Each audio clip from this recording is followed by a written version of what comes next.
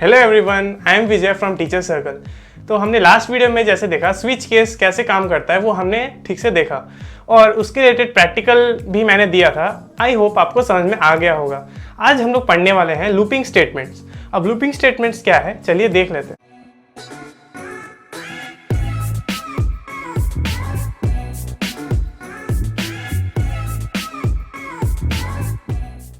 Looping statement से एक चीज़ आपको क्लियर हो गया होगा कि वो बार बार घूमता रहेगा। जैसे कि लूप क्या होता है, एक सर्कुलर चीज़ होता है जो कि मतलब एंडलेसली रिपीट करता जाता है। पर C++ या प्रोग्रामिंग में हमारा ऐसा कुछ केस हमारा डिफरेंट है।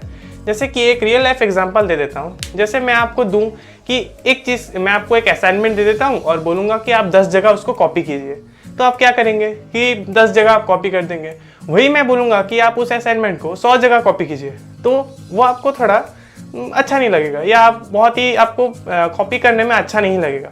तो हम लोग क्या करते हैं, उसके बदले जेरोक्स मशीन का यूज़ करते हैं ताकि उसका 100 कॉपीज़ बना दे, 1000 कॉपीज़ बना दे। तो लूपिंग स्टेटमेंट भी ऐसा ही काम करता है। क्या करता है, हम एक चीज़ उसको बता देते हैं और उसको डिफाइन कर देते हैं कि उसको उतने बार परफॉर्म करना है, तो वो उतने बार परफॉर्म कर जाता है। जैसे कि अगर मैं बोल दूं कि उसको ये चीज़ 10 बार प्रिंट करना है, तो वो 10 बार वो प्रिंट कर देता है। नहीं तो हमें वही चीज़ उसको 10 बार हमें लिखना पड़ेगा। या अगर मान ले कि उस चीज़ को उसे 100 बार उसको एग्जीक्यूट करना है, तो 100 लाइन्स लिखने के बजाय हम लोग 5-6 लाइन लिख सकते हैं, जो वो 100 लाइन्स की तरह एग्जीक्यूट वो कर देगा। चलिए देख लेते हैं कि लूपिंग स्टेटमेंट्स काम कैसे करता है। उससे पहले हम लोग जान लेते हैं, सिंटैक्स को जानने से पहले हम जान लेते हैं कि लूपिंग स्टेटमेंट्स कितने टाइप के होते हैं। लूपिंग स्टेटमेंट्स हमारे मेनली 3 टाइप्स के होते हैं। सबसे पहला हमारा फॉर लूप, वाइल लूप और डू वाइल लूप। इन तीनों का जो सिंटैक्स है वो थोड़ा अलग है और इन तीनों का जो यूज़ है हम लोग बोल सकते हैं कि नियरली सेम है। पर जो वाइल लूप और डू वाइल लूप है हम लोग उतना ज़्यादा हम लोग यूज़ नहीं करते हैं। फॉर लूप जो होता है वो हमारे बहुत ज़्यादा यूज़ होता है और एट द लास्ट हमारा जो है खुद के प्रेफरेंस पे डिपेंड करता है कि आप कौन सा यूज़ करना पसंद करेंगे। मुझे पर्सनली फॉर लूप अच्छा लगता है, पर वाइल और डू वाइल भी कोई यूज़ करना चाहे तो हर केस में वो कर सकता है। चलिए सिंटैक्स देख लेते हैं कि इन तीनों का सिंटैक्स हम लोग कैसे लिखते हैं। कि हमने डिस्कस किया, सबसे पहले हमारा फॉर लूप का जो सिंटैक्स है हम देख लेते हैं। फॉर लूप कुछ ऐसा होता है। फॉर हम लोग कीवर्ड यूज़ करते हैं जो कि मैंडेटरी है। अगर हम लोग यूज़ नहीं करेंगे तो हमारा लूप काम नहीं करेगा। अगर या तो इसके बदले अगर कैपिटल F भी लिख ले तो हमारा काम नहीं करेगा। स्मॉल f को स्मॉल f लिखना पड़ेगा। फिर हमारा पैरेंथेसिस शुरू होता है, मतलब फर्स्ट ब्रैकेट, और एंडिंग भी हमारा फर्स्ट ब्रैकेट से होगा। अब उसके अंदर 3 चीज़ हम लोग का होगा। क्या है वो 3 चीज़? सबसे पहला इनिशियलाइजेशन, फिर नेक्स्ट आता है कंडीशन, फिर अपडेशन। इनिशियलाइजेशन क्या है कि वेरिएबल को हम लोग वहाँ बता रहे हैं कि वेरिएबल क्या है, वेरिएबल कितना है, वो हम लोग यहाँ बताएंगे, या वहाँ पे हम लोग डिक्लेयर भी कर सकते हैं किसी वेरिएबल्स को। फिर आता है हमारा कंडीशन मतलब वो वेरिएबल कब तक रन होगा या ये लूप कब तक रन होगा। मतलब कोई लूप इन्फिनिटली तो रन नहीं कर सकता ना, तब हमारा प्रोग्राम खत्म ही नहीं होगा। तो ये कब तक ये रन करेगा वो हमारा कंडीशन पे डिपेंड करता है। फिर आता है हमारा अपडेशन, मतलब हर बार तो ये जो वेरिएबल है इसका वैल्यू 1 तो नहीं हो सकता, कुछ तो चेंज होता रहेगा, तो वो चेंज हमारा अपडेशन से हम लोग करेंगे। तो एक चलिए देख लेते हैं कि ये फॉर लूप को हम लोग दूसरे एग्जाम्पल से कि काम ये कैसे करेगा। सबसे पहले i = 1, हमारा सबसे पहले क्या चेक होगा, कंडीशन चेक होगा। क्या i 10 से कम है? हाँ, 1 जो कि है 10 से कम है, तो ये फॉर लूप चलने वाला है। तो चलिए देख लेते हैं कि कैसे चलेगा। i = 1 पे अंदर घुसा फॉर लूप के अंदर, ये 2 स्टेटमेंट हमारा एग्जीक्यूट हो जाएगा। जो हमारा आउटपुट स्क्रीन में क्या प्रिंट होगा, 1, और यहाँ पे कंप्यूटर साइंस प्रिंट होने के बाद ये फिर यहाँ आ जाएगा। एग्जीक्यूट बाहर नहीं चला जाएगा, बाहर हमारा जाएगा नहीं, यहाँ आ जाएगा। फिर अपडेशन पे, अपडेशन क्या हो रहा है, i = i+1। इसका मतलब क्या है कि i जो है i+1 हो रहा है। यहाँ पे 1 था और 1+ हो गया, मतलब i में अब क्या स्टोर हो रहा है, 2 स्टोर हो रहा है। तो अब ये i 1 नहीं रहा, i 2 हो गया। अब फिर से कंडीशन चेकिंग होगा कि 2 क्या 10 से कम है? हाँ, ये 10 से कम है, तो फिर से एग्जीक्यूट हो जाएगा ये दोनों। मतलब अब i का वैल्यू क्या है, 2 है, तो 2 प्रिंट होगा और कंप्यूटर साइंस प्रिंट हो जाएगा। इसी तरीके से 3, 4, 5, 6, 9, 8 सब कुछ प्रिंट हो जाएगा। लास्ट में कहाँ हो रहा है, 10 तक जा रहा है। 10 i = 10 पे क्या होगा, जब ये i 10 हो जाएगा, क्या 10 is less than 10? क्या ये है 10 is less than 10? No, 10 is not less than 10। तो ये हमारा एग्जीक्यूट नहीं होगा। तो ये कहाँ तक एग्जीक्यूट होगा, हमारा 9 तक एग्जीक्यूट होगा। जब i 10 से कम होगा तो कब हो रहा है, वो 9 तक हो रहा है। तो ये 1, 2, 3, 4, 5, 6, 7, 8, 9 तक होगा और उसके साथ साथ कंप्यूटर साइंस हमारा प्रिंट होता जाएगा। इसमें भी हम लोग एडवांस ऑपरेशन करेंगे। पहले हम लोग बेसिक चीज़ों को जान लेते हैं कि कैसे काम कर रहा है हमारा फॉर लूप। आई होप इसको समझ में आ गया होगा आपको कि कैसे काम कर रहा है। इसके बाद हम लोग देखेंगे कि वाइल लूप्स कैसे काम करता है। तो ये हमारा वाइल लूप है। वाइल लूप का सिंटैक्स कुछ ऐसा दिखता है, सेम फॉर लूप की तरह आप इसको कंपेयर कर सकते हैं। पर वाइल में क्या है, वाइल एक कीवर्ड हमें देना पड़ेगा, उसके साथ साथ क्या है, कंडीशन जो है वाइल के जस्ट बगल में ही हमारा ब्रैकेट्स में आ जाएगा। उसके बाद जो है हमारा जो सेंटेंस जो हमें एग्जीक्यूट करवाना है, और सबसे लास्ट में आता है हमारा अपडेशन। अपडेशन मतलब जो वैल्यू है वो अपडेट कैसे हो पा रहा है। I is equal to i plus 1 भी हो सकता है, यहाँ पे आई प्लस 2 भी हो सकता है, 10 भी हो सकता है, कुछ भी कर सकते हैं। हम लोग किसी भी तरीके से इसको अपग्रेड कर सकते हैं, जैसे आई इक्वल टू आई का स्क्वायर कर सकते हैं या क्यूब कर सकते हैं, आपकी मर्जी।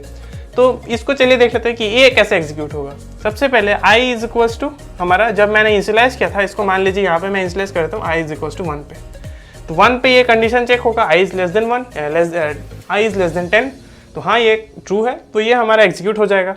तो सी आउट हेलो हमारा जो आउटपुट में हमारा हेलो प्रिंट हो जाएगा। उसके बाद i is equal to i plus 2 हो जाएगा, मतलब आई का वैल्यू अब हो जाएगा 3 is less than 10, yes it is less than 10, तो फिर से हमारा हेलो प्रिंट हो जाएगा।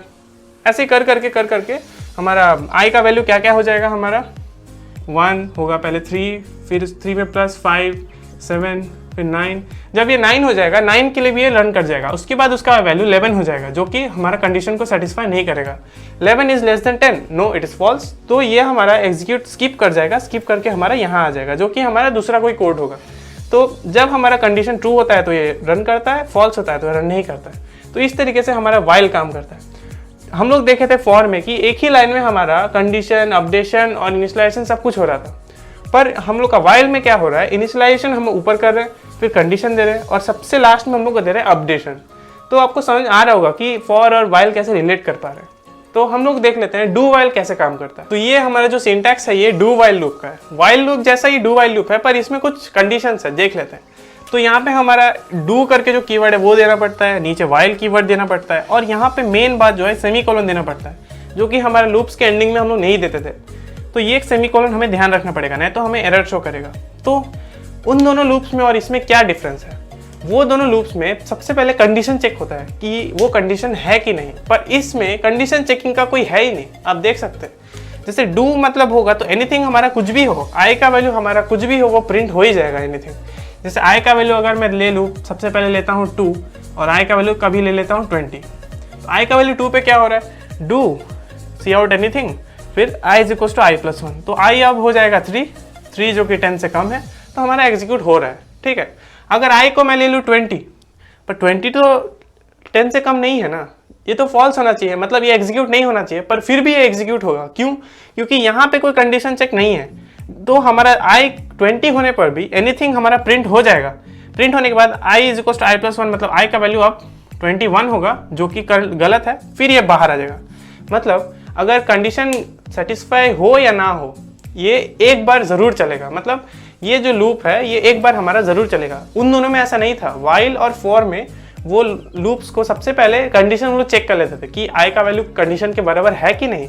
अगर वो कंडीशन के बराबर नहीं है तो वो लोग रन नहीं करते थे, पर ये एक बार रन कर जा रहा है, इसीलिए इसको हम लोग एग्जिट कंट्रोल लूप भी बोलते हैं। क्या बोलते हैं इसको? Exit control loop. Exit controlled loop. क्यों? क्योंकि एग्जिट में ये अपना कंडीशन दिखा रहा है। और उन दोनों को, वाइल और फॉर को हम लोग क्या बोलते थे? वाइल और फॉर को हम लोग बोलते थे entry control loop. Entry controlled क्यों बोलते थे? कंट्रोल्ड क्यों बोलते थे? क्योंकि उसका जब हम लोग फॉर लूप के अंदर जब हम लोग एंटर हो रहे हैं तब वेरिएबल्स का चेकिंग होता था, और ये लास्ट में वेरिएबल्स को चेकिंग कर रहा है, इसीलिए हम लोग इसको एग्जिट कंट्रोल और एंट्री कंट्रोल बोलते हैं। ये भी एक डिफरेंस है उन दोनों में और इसमें। आप देख सकते हैं कि यहाँ पे अपडेशन हमारा परफॉर्म हो रहा है और कंडीशन हमारा सबसे लास्ट में। उसमें क्या था? कंडीशन सबसे पहले था, अपडेशन सबसे लास्ट में था। तो ये भी उसमें एक उल्टा चीज़ है।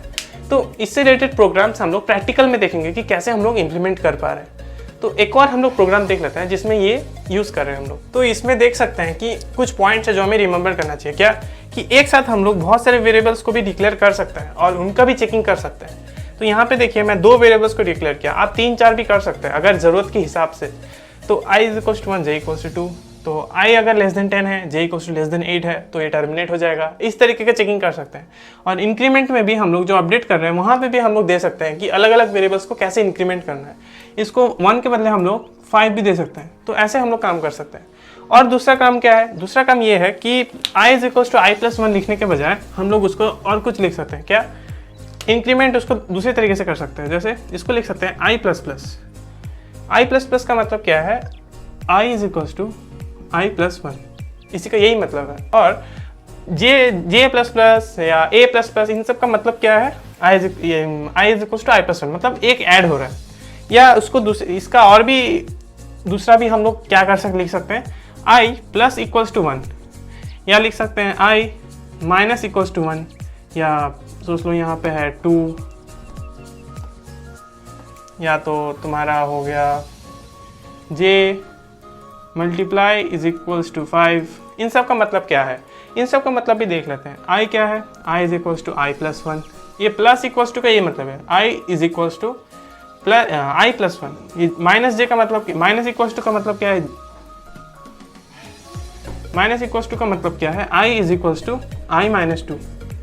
जे मल्टीप्लाई इक्वल्स टू का मतलब क्या है, j is equals to j into 5। तो यही हमारा परफॉर्म होगा, मतलब i जो है हर बार 2 के टर्म्स में डिक्रीज करता जाएगा, j जो है 5 के टर्म्स में वो मल्टीप्लाई होता जाएगा, और इस केस में प्लस 1 पे वो इंक्रीमेंट करता जाएगा 1 2 3 4। तो इसके बदले हम ये सब भी लिख सकते हैं। और भी हमारे बहुत सारे चीज़ है जो कि हम लोग यूज़ कर पाएंगे, और आने वाले लेक्चर्स में धीरे धीरे करके आप वो सब सीखते जाएंगे। तो ये फिलहाल ये बेसिक टर्म्स है जो कि आपको रिमेंबर करना चाहिए, और आने वाले लेक्चर्स में भी मैं ये बताऊंगा कि और एडवांस तरीके से फॉर लूप्स और वाइल लूप्स को कैसे इस्तेमाल करें, और उनके अंदर जो कंडीशंस है उसको कैसे हम लोग हमारे यूज़ के मुताबिक उसको कैसे हम लोग लिख पाएँ।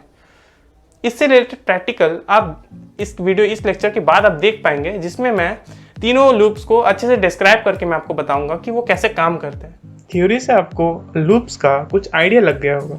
चलिए प्रैक्टिकल सेशन में देख लेते हैं कि लूप्स काम कैसे करते हैं। तो एक मैंने एग्जांपल ले लिया है जिसमें हम n नंबर तक इंटीजर्स जो है लाइन वाइज प्रिंट करते रहेंगे, जैसे 1 2 3 4। जैसे हमको अगर 5 तक प्रिंट करना है तो हम लोग करेंगे 1 2 3 4 5 ऐसे प्रिंट करेंगे। तो वो करने के लिए हमें रिपीटेडली 5 बार हमें 1 2 3 4 5 प्रिंट करने के लिए लिखना होता है। पर वही लूप के लिए हम लोग इसको बहुत इजीली कर सकते हैं। वही सोच लीजिए, अगर 5 के बदले 1000 होता तो हमें 1000 लाइन लिखना पड़ता, पर यहाँ देखिए 19 लाइन्स के अंदर ही आपका कोड हो जा रहा है। तो मैंने क्या किया, यहाँ पे एक लिमिट नाम का वेरिएबल ले लिया और एक आई वेरिएबल ले लिया। लिमिट क्या करेगा, लिमिट स्टोर करेगा हमारा, जो कि हमारा एंड लिमिट है, और आई क्या करेगा, वो रिपीट होता रहेगा, लूप में चल देगा।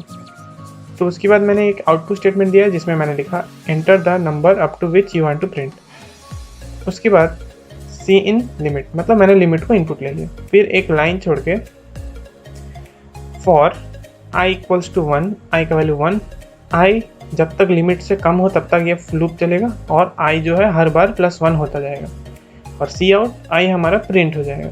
ये क्या हो रहा है, जब आई 1 होगा तो आई प्रिंट होगा, 1 प्रिंट होगा, और लिमिट मान लीजिए मेरा है 5, फिर i +1 होगा, ये 2 हो जाएगा। फिर 2 होने के बाद 2 प्रिंट होगा। क्या 2 5 से छोटा है, हाँ छोटा है। फिर +1 होगा 3, फिर 3 प्रिंट होगा मेरा। ऐसे कर करके 5 तक प्रिंट होके ये जब ये सेटिस्फाई नहीं होगा, जब ये 5 हो जाएगा i, तो 5 क्या limit less than equals to limit है, हाँ है। तो अब जब ये 6 होगा तब ये सेटिस्फाई नहीं होगा और ये बाहर आ जाएगा। तो चलिए एक बार रन करके देख लेते हैं इसको। जैसे कि मैं अगर 10 यहाँ पे डालूँ तो 1 2 3 4 5 6 7 8 9 10 हमारा प्रिंट हो गया, देख सकते हैं आप। सेम उसी तरीके से वाइल लूप चेक कर लेते हैं कि वाइल लूप हमारा काम कैसे करता है। सेम कोड है हमारा। सबसे पहले मैंने i को 1 यहाँ पे इनिशियलाइज किया है, फिर while i less than equals to limit, मतलब यहाँ पे मैंने कंडीशन दिया है कि लिमिट से छोटा होना चाहिए और इक्वल हो सकता है। फिर i मेरा प्रिंट होने वाला है एक स्पेस के साथ, और i यहाँ पे अपडेट होने वाला है। तो i इक्वल्स टू 1 में अंदर घुसेगा और कंडीशन चेक होगा कि हाँ 1 से छोटा है 1 5 से छोटा है। फिर मेरा सी आउट i प्रिंट होगा। ऐसे कर करके जब ये लिमिट से पार हो जाएगा तो ये ब्रेक करके बाहर आ जाएगा। उसके बाद हमारा, चलिए देख लेते हैं कि कैसे काम कर रही है। अब यहाँ पे मैं कुछ डाल लेता हूँ, जैसे 20 अगर मैं डाला तो 20 तक ये मेरा प्रिंट कर देना चाहिए।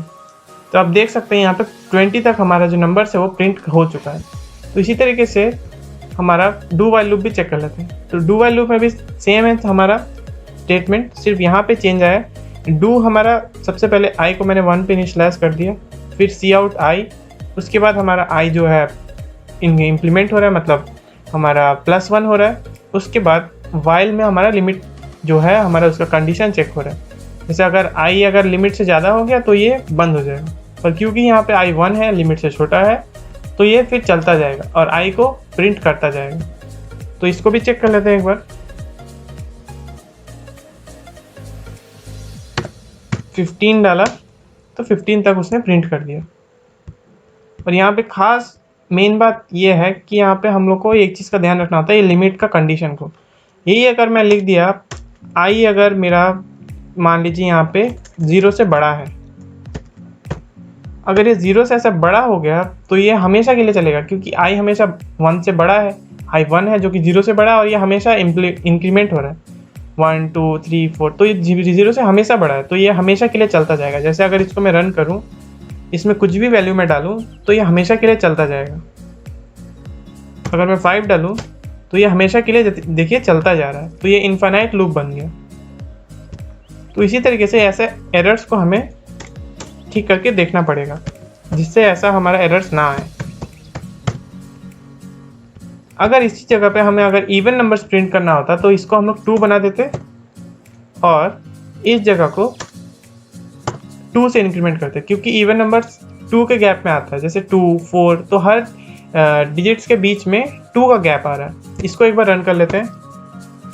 जैसे अगर इसको मैं रन करूं तो इसमें अगर मैं डालूं 10, तो मेरे ख्याल से सारे इंटीजर्स को प्रिंट कर देना चाहिए जो कि 10 के अंदर है। तो देखिए 2 4 6 8 10 ये सारे प्रिंट हो चुके हैं। वही अगर ऑड नंबर्स की मैं बात करूं, अगर इसको 1 से स्टार्ट किया जाए तब ये ऑड नंबर्स प्रिंट करेगा। जैसे 10 तक या 11 तक ऑड नंबर्स में देखूं तो देखिए 1 3 5 7 9 11 इसने प्रिंट कर दिया। तो आप समझ सकते होंगे कि ये काम कैसे कर रहा है। 1 पे अंदर जा रहा है, 1 प्रिंट हो रहा है, फिर ये लिमिट से कम है चलेगा, i +2 हो रहा है, मतलब 3 बन गया। अब 3 प्रिंट हो रहा है, फिर चेकिंग हो रहा है कि हाँ क्या ये 3 कम है, हाँ कम है, फिर ये जा रहा है, ऐसे कर करके हमारा चेकिंग कर करके प्रिंट कर रहा है। आई होप इस प्रैक्टिकल से आप समझ चुके होंगे कि ये लूप्स काम कैसे करते हैं। आई होप आपको इस वीडियो से लूपिंग स्टेटमेंट्स का आइडिया हो चुका होगा। इससे रिलेटेड और भी मैं वीडियो आपके सामने प्रेजेंट करूंगा, जिसमें हम लोग एडवांस टॉपिक सीखेंगे, जिसमें लूप्स का इस्तेमाल करके हम लोग पैटर्न प्रिंटिंग और भी रियल लाइफ प्रॉब्लम्स हम लोग उसको सॉल्व करेंगे। अगर आप इफ एल्स और स्विच स्टेटमेंट को नहीं देखे हैं, या तो आप C++ से रिलेटेड और भी वीडियोस अगर देखना चाहते हैं, तो मैंने पहले से वीडियोस बहुत सारे बना के रखे हैं, जिसमें बेसिक स्ट्रक्चर और आपका हो गया इफ एल्स और स्विच स्टेटमेंट का मैंने यूज़ आपको दिखाया है, जो कि वो सब हमारा बेसिक हम लोग का प्रोग्राम में लगता है। और मैंने कैलकुलेटर को भी बनाना सिखाया है, जो कि हमारा एक बेसिक कैलकुलेटर है, और उसको यूज़ करके इफ एल्स और स्विच का यूज़ करके मैंने दिखाया है कि एक बेसिक कैलकुलेटर काम कैसे करता है। अगर ये वीडियो आपको इन्फॉर्मेटिव लगा हो तो प्लीज़ हमारे चैनल को लाइक शेयर और सब्सक्राइब कर दीजिएगा और अपने दोस्तों के साथ ज़रूर शेयर कीजिएगा। तब तक के लिए गुड बाय।